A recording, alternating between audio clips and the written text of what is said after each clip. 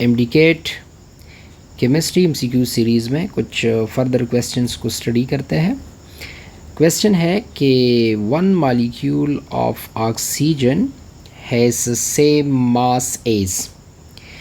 तो स्टूडेंट्स, हमको सबसे पहले ये फाइंड करना है कि वन मॉलिक्यूल ऑफ ऑक्सीजन का मास कितना होता है। ठीक है, तो अगर हम देखें and we have one atom of oxygen, तो उसका जो मास होता है, ठीक है, वो हम 16 AMU लेते हैं, एटॉमिक मास यूनिट लेते हैं, क्योंकि oxygen molecule in the form of O2 होता है। ठीक है, so here it's mass is equal to 32 atomic mass unit.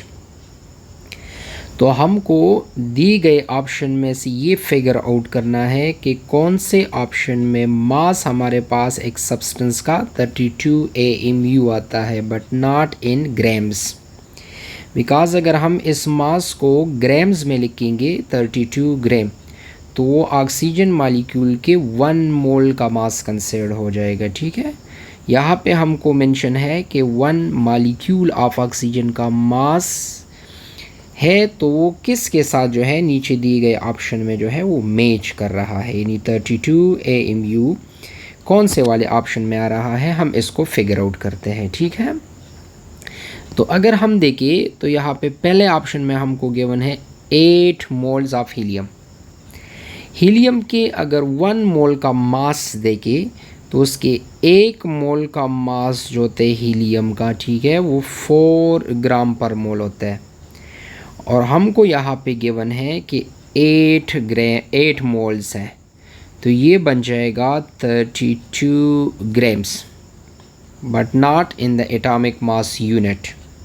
तो हमको तो चाहिए AMU में, बट नॉट इन ग्राम्स। हमको एक मॉलिक्यूल ऑफ ऑक्सीजन का मास किसके साथ मैच करता है, सेम लाइक किसके साथ है।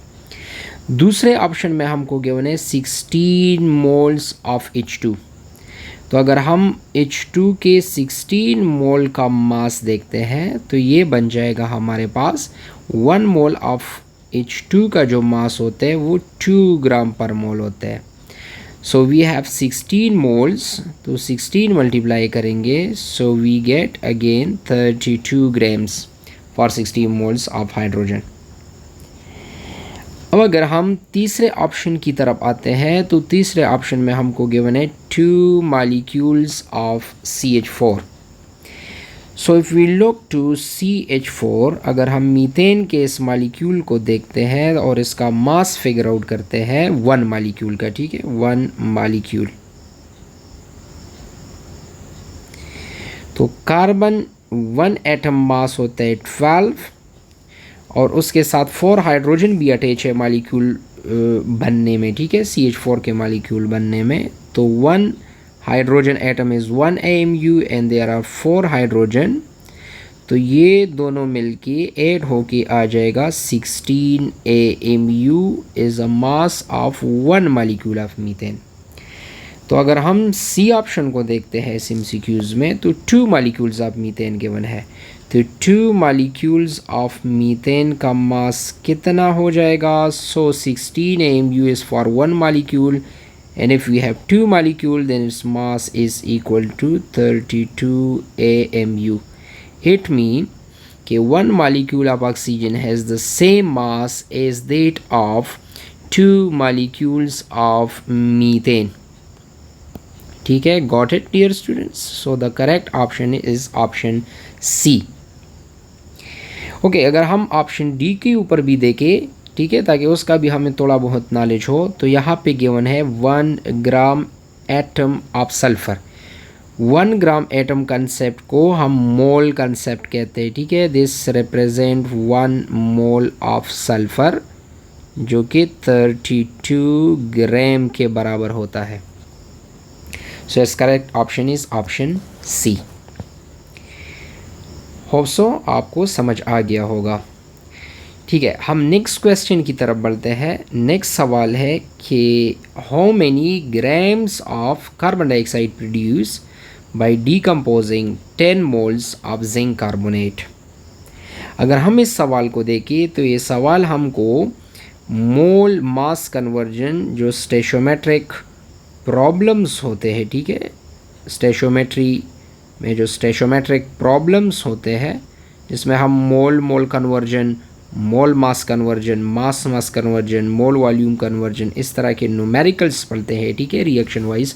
तो ये उसमें मोल मास कन्वर्जन रिलेटेड एक न्यूमेरिकल गिवन है, ठीक है, इस एमसीक्यूज़ में एक न्यूमेरिकल टाइप एमसीक्यूज़ है। तो इसको सॉल्व करने के लिए हम क्या करेंगे, यहाँ पे हम सबसे पहले इसका एक रिएक्शन लिखेंगे जिंक कार्बोनेट की डिकम्पोजिशन का। तो जिंक कार्बोनेट जब डिकम्पोज होता है, ठीक है, so it produce zinc oxide and carbon dioxide. अब हमको सवाल में मेंशन है कि what are the grams of carbon dioxide produce, यानी हमको mass in grams of carbon dioxide find करना है। और किससे फाइंड करना है, from 10 moles of zinc carbonate, कि अगर 10 मोल्स डिकम्पोज करते हैं तो ये बताए कि कार्बन डाइऑक्साइड के कितने ग्राम्स ऑब्टेन होंगे। सो ये मोल मास कन्वर्जन का एक न्यूमेरिकल सवाल है। चलिए देखते हैं हम इसको कैसे सॉल्व करते हैं, ठीक है students. So let's figure out कैसे हम इसको सॉल्व करेंगे। सबसे पहले हम ये करेंगे, हमारा सबसे पहला स्टेप ये है कि हम कार्बन डाइऑक्साइड के मोल्स को फाइंड करेंगे from the moles of reactant. So हम मोल ऑफ रिएक्टेंट से क्या करेंगे, सबसे पहले मोल्स ऑफ प्रोडक्ट फाइंड करेंगे। इसको हम मोल्स ऑफ प्रोडक्ट यानी कार्बन डाइऑक्साइड, चूँकि हमसे उसके मास को फाइंड करने को कहा है तो हम इसको सबसे पहले मोल्स इसके फाइंड करेंगे। कैसे फाइंड कर सकते हैं, हम जो पहली रेशो लेंगे वो हमेशा बैलेंस केमिकल रिएक्शन से लेंगे। तो अगर हम बैलेंस केमिकल रिएक्शन को देखें तो 1 मोल ऑफ जिंक कार्बोनेट अगर डिकम्पोज करता है तो 1 mole of carbon dioxide produce करता है। तो हम पहली रेशो ऐसे लिख सकते हैं कि 1 mole of zinc carbonate when decompose it produce 1 mole of carbon dioxide.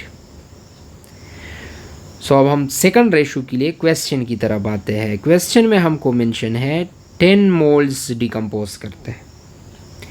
तो अगर 10 मोल्स डिकम्पोज करेंगे ऑफ जिंक कार्बोनेट तो how many moles of carbon dioxide will be formed.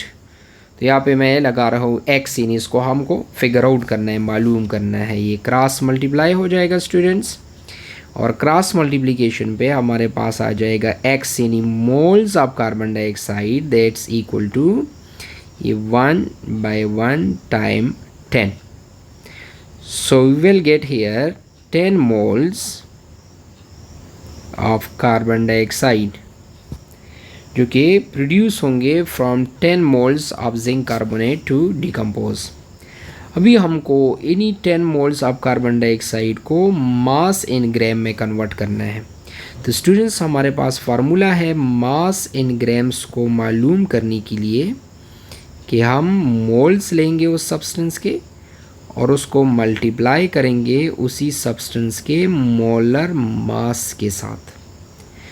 तो मोल्स हमको गिवन है कार्बन डाइऑक्साइड जो हमने फाइंड की है अभी वो है 10 मोल्स, और मोलर मास कार्बन डाइऑक्साइड का होता है 44 ग्राम पर मोल, यानी 1 mole carbon dioxide is equal to 44 gram. तो यहाँ पे ये mole to mole cancel out हो जाएगा, ठीक है, एक मोल है अब दूसरा मोल इनवर्स है, और 44 ग्राम को हम यहाँ पे इस 10 के साथ मल्टीप्लाई करेंगे। So we will get 40 grams of carbon dioxide. So the correct option in this question is option D, 440 grams of carbon dioxide. Hope so आप लोगों को इन दो MCQs की समझ आ गई होगी।